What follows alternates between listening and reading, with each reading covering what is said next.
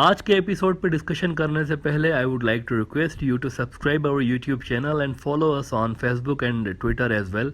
इसके अलावा अगर आप हमें सपोर्ट करना चाहते हैं तो that you can do through a Patreon also. Facebook, Twitter और पेट्रियन के जो लिंक्स हैं वो इस वीडियो की डिस्क्रिप्शन में आपको मिल जाएंगी। इसके अलावा इस चैनल के अबाउट सेक्शन में भी आपको इन तीनों वेबसाइट्स की लिंक्स मिल जाएंगी। कुछ रोज़ पहले G7 इजलास में एक अजब वाक़या पेश आया। अजब वाक़या, बहुत ही एक अजीब व गरीब किस्म का। यूके के प्राइम मिनिस्टर बोरिस जॉनसन साहब ने कहा कि हम भी अपने कपड़े उतार के ये जाहिर कर सकते हैं कि हम पुतिन से ज़्यादा सख्त हैं। उनके अल्फाज कुछ यूँ थे कि G7 leaders could take their clothes off to show that we are tougher than Putin. Putin के कई ऐसी वैसे तस्वीर हैं, पिक्चर्स हैं जहाँ पर वो शर्ट के बगैर कभी घोड़सवारी करते हुए नज़र आता है, कभी फिशिंग करते हुए नज़र आता है, कभी स्विमिंग करते हुए नज़र आता है। पुतिन की एक इमेज बनी हुई है स्ट्रॉन्ग किस्म की लीडर की। इस पे बोरिस जॉनसन ने एक तरह का कमेंट किया कि हम भी ऐसा करके इस तरह का इंप्रेशन पैदा कर सकते हैं कि हम भी स्ट्रॉन्ग मैन हैं। अच्छा, इस पे कनाडा के प्राइम मिनिस्टर साहब ने भी मजाक उड़ाया पुतिन का। उन्होंने कहा कि western leaders could try to match Putin's naked torso pictures with a bare chested horseback riding display. अब उस वक्त तो सबने बड़ा स्पाइसी किस्म के कमेंट्स को एंजॉय किया कि क्या मस्त जोक मारा है, लेकिन पुतिन ने इस पर रिस्पॉन्ड किया है। और टू बी ऑनेस्ट, जब मैंने पहली बार पढ़ा तो मैं हंसी रोक नहीं पाया था पुतिन का रिस्पॉन्स सुन के। पुतिन ने कहा कि ये लोग टॉपलेस होने की बातें कर रहे हैं, लेकिन मुझे नहीं पता कि वेस्ट के ऊपर टॉपलेस होंगे या वेस्ट के नीचे टॉपलेस होंगे, लेकिन दोनों सूरतों में दे विल लुक डिसगस्टिंग। और साथ ही उनको मशवरा पुतिन ने दे दिया कि शराब ज़्यादा पीना बंद करो और सारी बुरी आदतें छोड़ो और वर्जिश करो और खेलों में ज़्यादा हिस्सा लें। अच्छा, रेफरेंस देना बड़ा ज़रूरी है। आप में से बहुत सारे लोग हैरान होंगे कि ऐसा इतने बड़े लीडर्स इस तरह की बातें कैसे कर सकते हैं। रेफरेंस देना बड़ा ज़रूरी है। एसोसिएटेड प्रेस ने खबर लगाई है कि Putin western leaders would look disgusting topless. इसमें वो पुतिन को कोट करते हुए लिख रहे हैं कि I don't know how they wanted to get undressed above or below the waist, he said, but I think it would be disgusting sight in any case. अब ये बड़ी अजब सी बात हो गई है, मैं इस पर क्या कमेंट करूं, लेकिन ये 2-4 रोज़ पहले वो इतने बड़े मुल्कों के लीडर हैं, लेकिन इस तरह की बातें हो रही हैं वहाँ पे। अच्छा, उधर सेंट्रल एशिया में क्या हो रहा है ये तो चलें छोड़ें ना, ये तो बड़ी सीरियस किस्म की बातें थी। अब कुछ नॉन सीरियस बातें करता हूँ। मेरे जैसा नॉन सीरियस बंदा नॉन सीरियस बातें कर रहा है अभी आपके साथ। सेंट्रल एशिया में क्या हो रहा है, पुतिन पहुंचा है ताजिकिस्तान और वहां उनकी मुलाकात हुई है ताजिकिस्तान के सदर इमाम अली रहमान से। इमाम अली रहमान के लिए माना जाता है कि ये जो रशिया के बड़े क्लोज हैं। ये याद रहे कि वैसे तो पूरा सेंट्रल एशिया रूस के स्फीयर ऑफ इन्फ्लुएंस में है। अमेरिका ने वहां एंट्री मारने की अटेम्प्ट की थी कजाकिस्तान में रजीम चेंज करवा के, लेकिन नाकाम रहे, बुरी तरह से नाकाम रहे। तो रशिया का असर है पूरे सेंट्रल एशिया पे, लेकिन ताजिकिस्तान ख़ास मुल्क है। ताजिकिस्तान वो मुल्क है जहां पर रूस का मिलिट्री बेस है। ताजिकिस्तान में पुतिन ने इशारा दिया है, सिग्नल दिया है कि रशिया शायद जल्द ही रिकॉग्नाइज कर ले अफगान तालिबान को। उन्होंने कहा है कि जो पॉलिटिकल फोर्सेस वहां पर सिचुएशन को कंट्रोल कर रही हैं, अब वो कौन सी पॉलिटिकल फोर्सेस हैं, अफगान तालिबान ही कंट्रोल कर रहे हैं ना सिचुएशन को। तो पुतिन ने कहा जो पॉलिटिकल फोर्सेस वहां पर सिचुएशन को कंट्रोल कर रही हैं, हम उनके साथ राब्ते में हैं। एसोसिएटेड प्रेस को ही मैं कोट कर रहा हूं कि Russia working on Taliban ties, Putin says in Tajikistan. और वो इसमें पुतिन को कोट करते हुए लिख रहे हैं एसोसिएटेड प्रेस वाले कि we are doing everything so that the situation in the country normalizes, Putin said in Dushanbe the Tajik capital. We are attempting to build relations with the political forces that control the situation. तो एक backdoor diplomacy जारी है रूस और अफगानिस्तान के दरमियान ताल्लुकात को नॉर्मलाइज कराने के लिए। और चीन, मैं आपको बताऊं कि मजीद रशिया के क्लोज होने जा रहा है।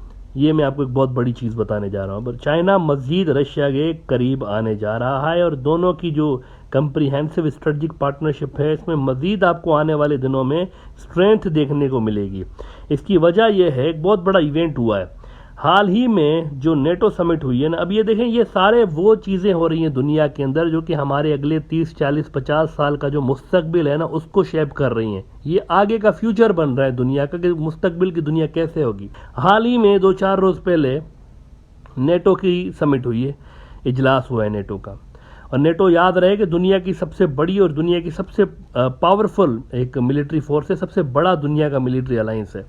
अफगानिस्तान के अंदर भी ज़्यादातर यही लड़ते रहे 20 साल तक, अमेरिका से ज़्यादा ये लड़ते रहे बेसिकली। इनका इजलास हुआ, इनकी एक इम्पॉर्टेंट मीटिंग हुई 1-2 रोज़ पहले। वहाँ उन्होंने रूस को सबसे बड़ा थ्रेट डिक्लेयर किया और at the same time China को सीरियस चैलेंज डिक्लेयर किया उन्होंने। एबीसी न्यूज़ जैसा कि रिपोर्ट कर रहा है कि NATO brands Russia the biggest direct threat to western security as it eyes of serious challenges posed by China. दोनों को रगेड़ा है नेटो वालों ने, दोनों को, रशिया को भी, इनको भी।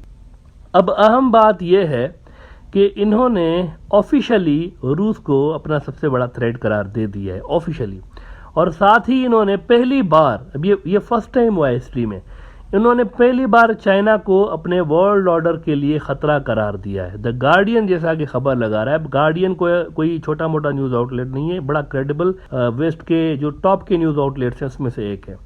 इन्होंने खबर लगाई है कि NATO leaders voice concern about threat China poses to world order for first time. Beijing's efforts to build up nuclear forces, hacking operations and increasingly close ties to Moscow are serious challenges, says NATO Secretary General।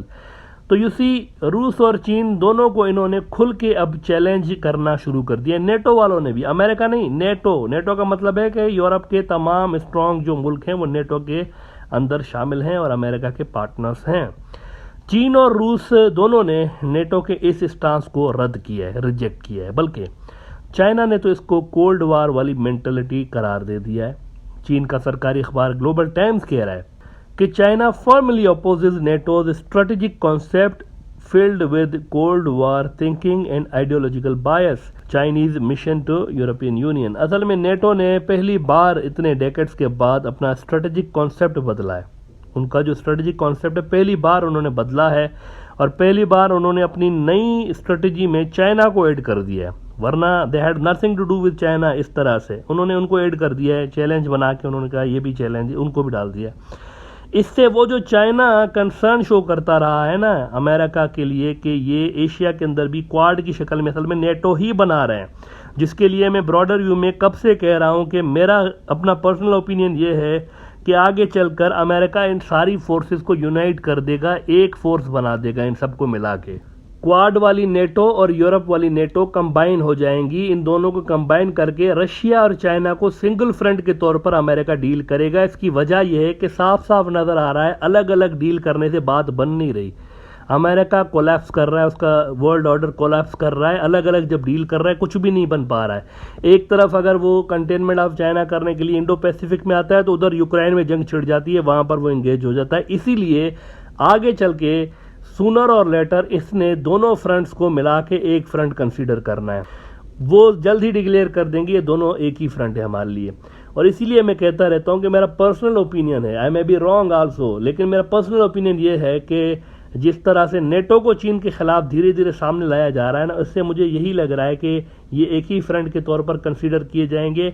और तीसरी आलमी जंग जो third world war होगी probably इन्हीं दो alliances के दरमियान छिड़ेगी, जिसमें आई फील कि मिडल ईस्ट जो है ना वो भी शायद रीसेट कर दिया जाए। मुझे ऐसा फील होता है कि वो भी शायद रीसेट हो जाए वहाँ पे, क्योंकि वो भी अमेरिका के हाथ से उस तरह से वहाँ पर भी एक ऑर्डर कोलैप्स हो रहा है। जहाँ जहाँ पे अमेरिकन ऑर्डर कोलैप्स होगा वहाँ पर रीसेट करेंगे अमेरिकन, रीसेट करके अपने हक में ज़बरदस्ती उसको बनाने की फिर से कोशिश करेंगे। जैसे वर्ल्ड वॉर 2 के बाद उन्होंने ज़बरदस्ती बम चम मार के सब कुछ करके उन्होंने बनाया। एटम बम क्यों मारे थे उन्होंने? ग्लोबल ऑर्डर अपना बनाने का। जापान उनके कब्जे में नहीं है, कंट्रोल में नहीं आ रहा था, उन्होंने क्या किया? मिडल ईस्ट के अंदर भी बहुत सारी जगहों पे हो सकता है कि वो मार धाड़ करें, इस तरह करें। हो सकता है कि इसराइल को वहाँ का दादा बनाया जा सकता है और मिडल ईस्ट का एक बड़ा एरिया उसी के अंडर दिया जा सकता है। इसकी वजह यह है कि अरब वर्ल्ड में चाइना और रूस के खिलाफ कोई ज़्यादा सोच नहीं है। अरब वर्ल्ड उनको अपना क्लोज अलाई मानते हैं। इसराइल अलग है, ये बात पता नहीं कोई नोट क्यों नहीं कर रहा। इसराइल बिल्कुल अलग है और बाकी अरब वर्ल्ड अलग है। बाकी अरब वर्ल्ड में आपको रशिया के लिए, चाइना के लिए ज़्यादा सॉफ्ट कॉर्नर मिलता है। वो इनके खिलाफ जाने को बिल्कुल भी तैयार नहीं है। वो न्यूट्रल रह सकते हैं लेकिन इनके खिलाफ नहीं जा सकते, और इन्होंने दिखा भी दिया यूक्रेन वाली जंग में। लेकिन आप देखें इसराइल क्या है, इसराइल कंडेम भी किया, सब कुछ किया है, रशिया के खिलाफ गया है वो वहाँ पे। तो मेरा ख्याल है कि नया एक वर्ल्ड ऑर्डर होगा जिसको लाने की अटेम्प्ट वो करने जा रहे हैं, और इसीलिए आप देखें कि नेटो की स्ट्रेटजी में आपको फर्क नजर आ रहा है। चाइना अचानक से वहां पे घुस गया है। अब कि चाइना का और इनका कोई आपस में दूर दूर तक इस तरह से कनेक्शन नहीं था। NATO was basically to contain Soviet Union और उसके बाद रशिया, लेकिन नेटो के अंदर चाइना का डिस्कस होना और चाइना को नेगेटिवली डिस्कस करना और चाइना को सीरियस चैलेंज के तौर पर डिस्कस करना, ये अपने आप में बहुत बड़ी चीज़ है, बहुत बड़ी चीज़ है। इससे आपको नेटो का माइंड पढ़ने का एक पता चल रहा है कि उनका माइंड किस तरह का है, आगे वो क्या करने जा रहे हैं। बहरहाल तो ये अलायंसेज आपके सामने अब खुल खुल के आ रहे हैं कि एक तरफ चाइना रशिया मतलब खुल के एक साइड पे हो रहे हैं और ये धकेल रहे हैं उनको खुद ही। नेटो वालों के जब देखें चाइना ने नेटो को कुछ नहीं कहा, ये खुद ही कर रहे हैं नेटो वाले, उन्होंने पहले पहल करते हुए इनको सीरियस चैलेंज और ये सब कुछ करार दिया है। तो एक तरफ आपको ये दो फोर्सेस नज़र आ रही हैं, रशियंस और चाइनीज़, और दूसरी तरफ आपको अमेरिका और नेटो नज़र आ रहा है। तो ये दो जो पावर ब्लॉक्स दुनिया के अंदर बढ़ गए, ये ग्लोबल लेवल पर आएंगे। रीजनल जो कॉन्फ्लिक्ट्स हैं वो ग्लोबल हो जाएंगे, अब ग्लोबल लेवल पर उनको डील किया जाएगा, और ये कोई ज़्यादा अच्छी बात है नहीं ग्लोबल पीस के लिए।